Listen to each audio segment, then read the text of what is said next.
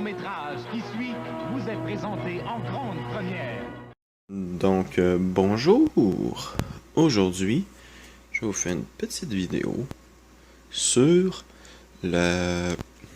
comment interagir une cassette date avec le lecteur quand je l'utilise sous mon 386. Donc, pour ceux qui suivent mes vidéos, vous avez vu que j'ai montré comment installer un lecteur de bande date de type date 2. Ça fonctionnerait avec un lecteur DAT4 aussi, 3 ou 1. Avec le programme Datman, malheureusement je n'ai que la version d'essai, donc je suis limité à 1 gigaoctet, même si la bande fait 4 gigaoctets, comme vous pouvez voir ici. Là. Soit 8 gigaoctets en compressé. Pour voir, la cartouche est dans un très joli état cosmétique, j'adore.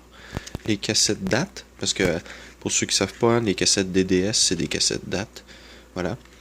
Et la façon que ça fonctionne, c'est qu'il y a un cylindre hélicoïdal, comme sur un lecteur VHS, qui lit la bande comme une bande vidéo.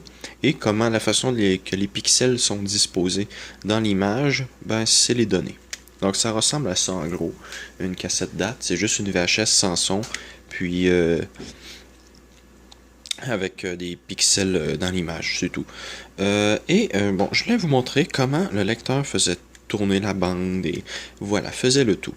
Donc, on va commencer par démarrer le lecteur, puisque celui-ci demande d'être démarré avant la carte SCSI.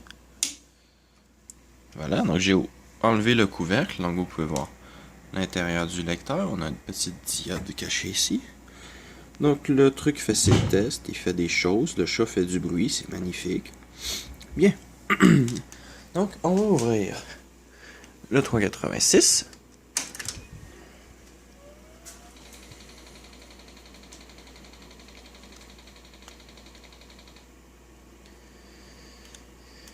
Bien.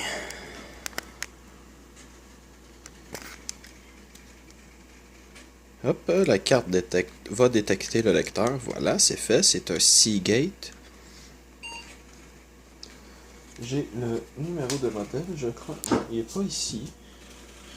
Mais ça, c'est le couvercle. Vous pouvez voir que c'est un modèle qui a été réparé.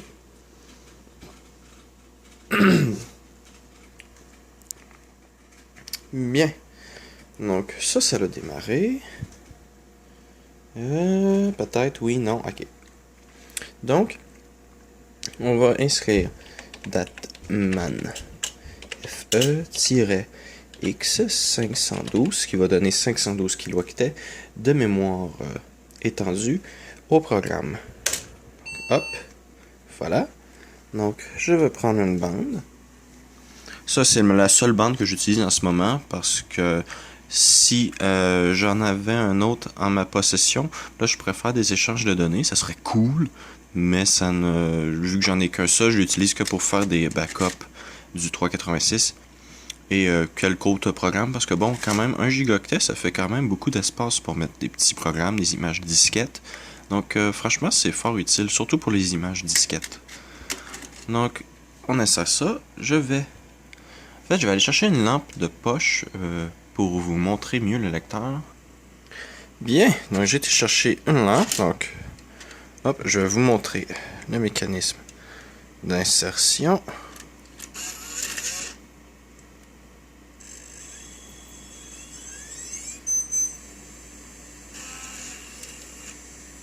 Voilà.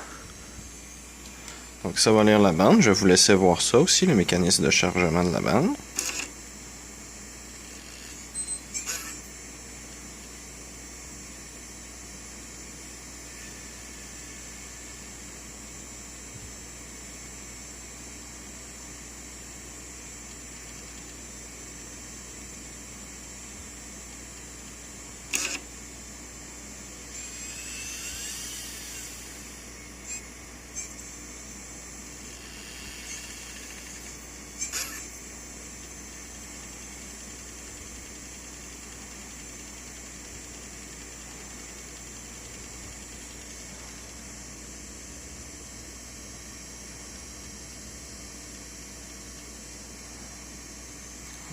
C'est presque terminé.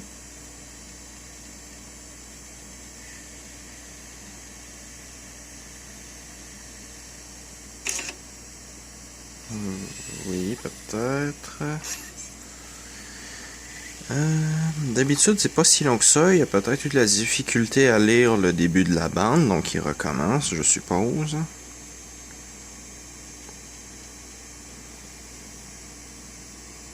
C'est terminé? Oui. Bon, ok. J'adore la lampe torche que j'ai, par contre, vu que c'est une Dell, ça va un certain nombre de FPS, et on peut voir le cylindre, en fait, rotationner, tourner moins rapidement. Ah, là, il se met en veille. Vous pouvez voir hein, que ça se met en veille très rapidement, ces lecteurs-là.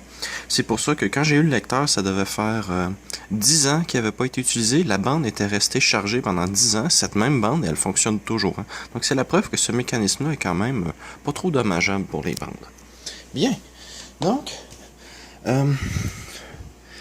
je vais donc aller dans le E, qui est le nom de mon lecteur. Donc, hop, faire un petit dire. Voilà, donc il a déjà chargé le répertoire en mémoire. Donc, on va faire MD, test. Il n'existe pas déjà de nom. T-E-S-T. Donc, je vais faire entrer.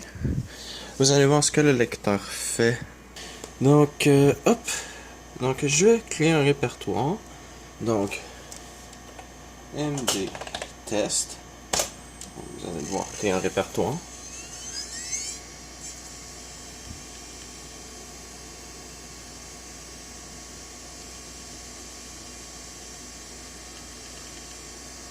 Donc, je sais pas exactement comment fonctionne le système.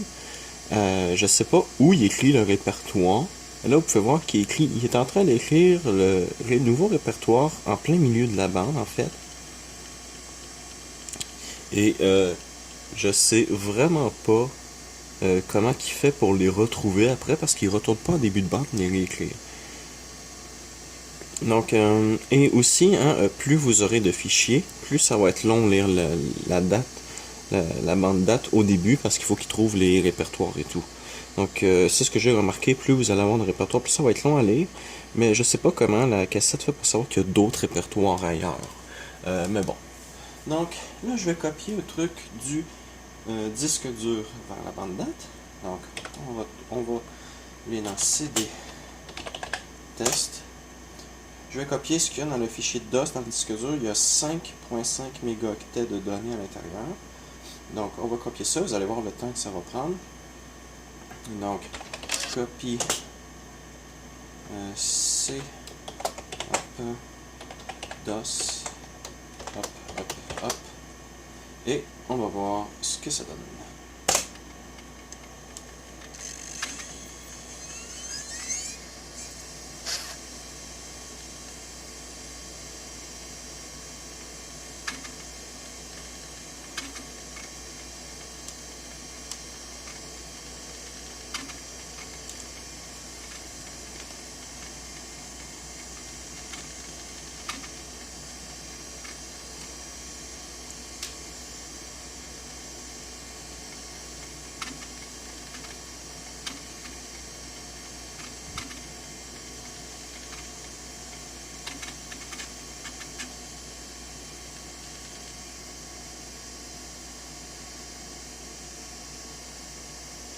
Donc, ça l'a déjà terminé. Ah, non. Ok, je dis de la merde. Ou peut-être. Non.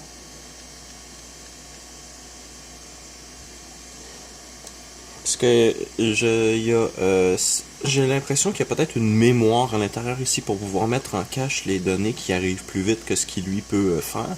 Mais il écrit ça, ce lecteur-là peut aller environ à 150 kbps maximum. Donc je sais pas s'il y a une RAM interne pour garder les données. Bien, donc là je crois qu'il a terminé. Ok. Donc, ensuite, on va effacer. Hop, c'est les DOS, dire.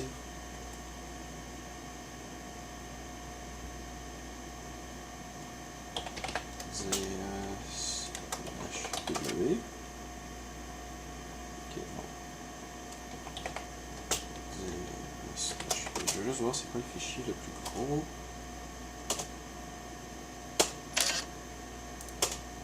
On peut voir le truc, c'est déjà mis en pause. Ok.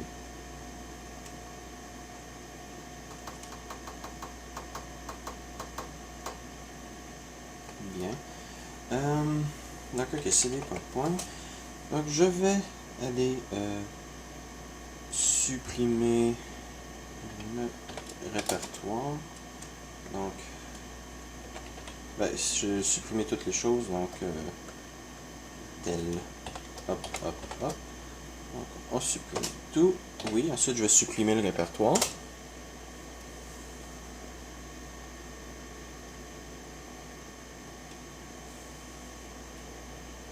Ah, ok.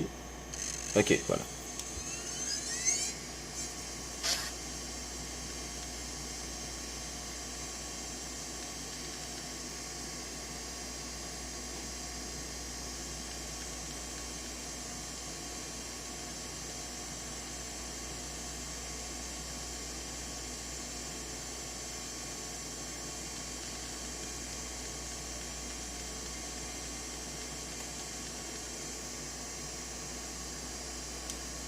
Ok, donc je crois que c'est terminé. Donc c'est des points.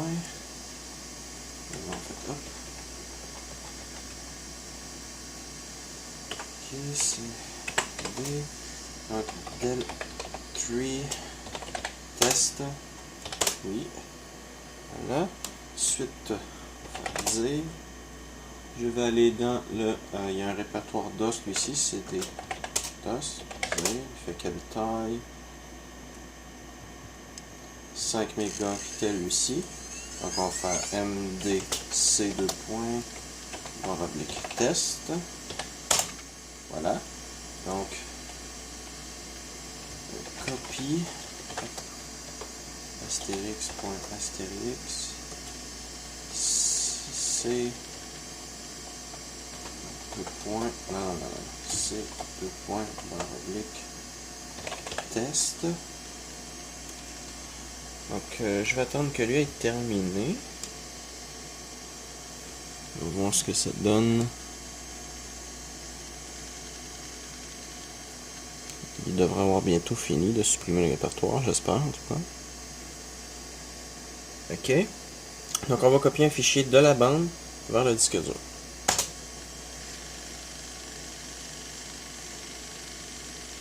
Donc la plupart des fichiers devraient être à peu près en début de bande. Voilà. C'est parmi les premiers fichiers que j'ai écrits, donc ils sont en début de bande.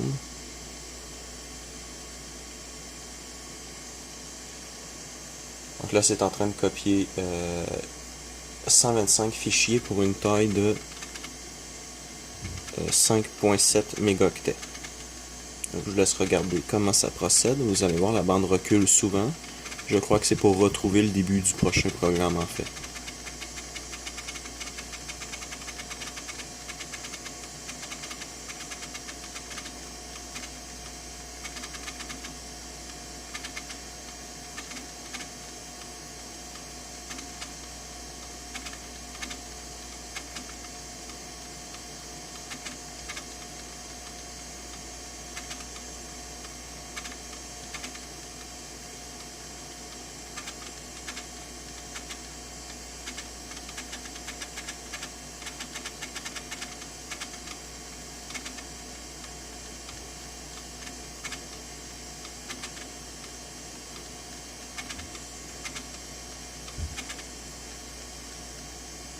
Bien, donc tous les fichiers ont été copiés. Vous pouvez voir, ça n'a pas été long.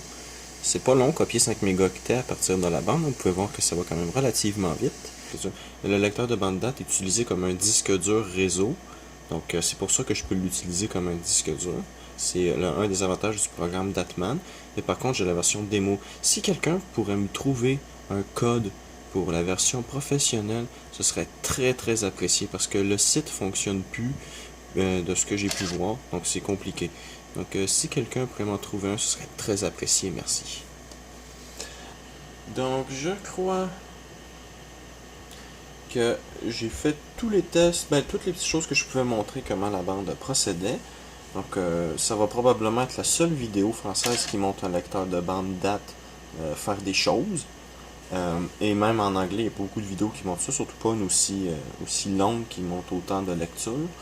Donc, je crois que je vais juste faire Eject pour vous montrer la séquence d'éjection. Et ce sera terminé. Donc, je vais aller sur C, voilà. D-E-G-E-C-T. Et je vous laisse admirer.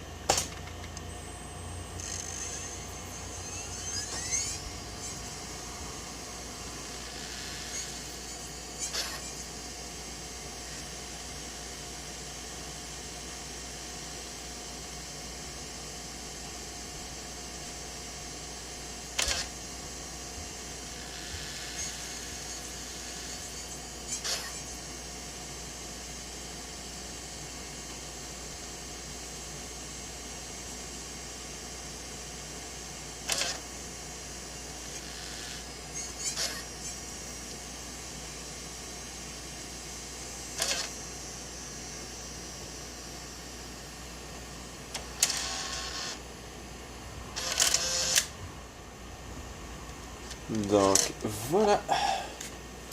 En espérant que vous avez apprécié cette vidéo. Et à la prochaine.